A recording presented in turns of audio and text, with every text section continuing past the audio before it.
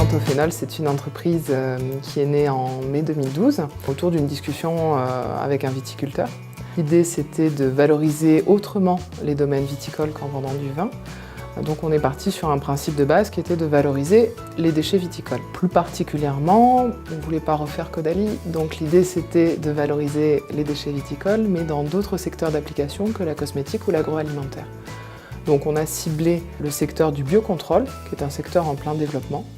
Donc l'objectif pour nous, c'est d'extraire le système immunitaire de la vigne et de le transposer sur les fruits et légumes pour éviter qu'ils pourrissent en post-récolte.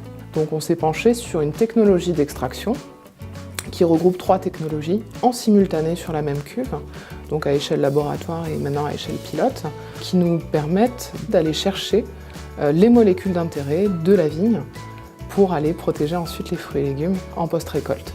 Donc aujourd'hui, la société est créée juridiquement depuis juin 2014. Nous avons donc un ingénieur d'études qui est en charge de toute la R&D sur la partie phytosanitaire. J'ai mon associé qui s'occupe de toute la partie communication. Et nous avons aussi développé une autre activité, c'est-à-dire que ce système d'éco-extraction que nous avons mis en place pour les déchets viticoles est transposable sur d'autres plantes.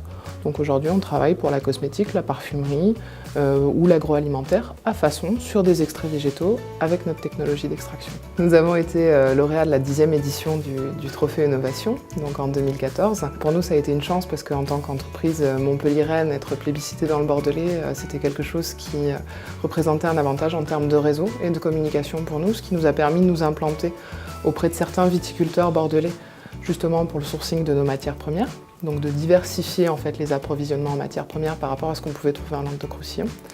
Le Trophée Innovation, ça nous a également permis d'avoir une large campagne de communication parce que bon, c'est quelque chose, on était assez peu présent sur le web ou sur les revues avant le Trophée Innovation et maintenant on a de plus en plus de journalistes qui parlent de notre activité.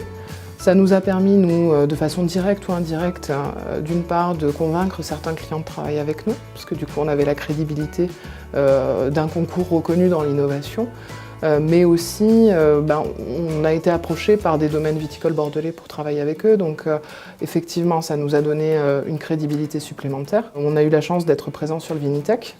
Donc ça, c'était pas donné à tout le monde vu l'ampleur du salon et ça nous a permis aussi d'échanger d'une part avec des viticulteurs mais aussi avec des producteurs de fruits et légumes, donc pour notre solution de conservation de fruits et légumes pour demain. Et enfin, c'est vrai que l'enveloppe budgétaire qui nous a été accordée par Verallia lors du Trophée Innovation nous a permis justement de réinvestir en R&D.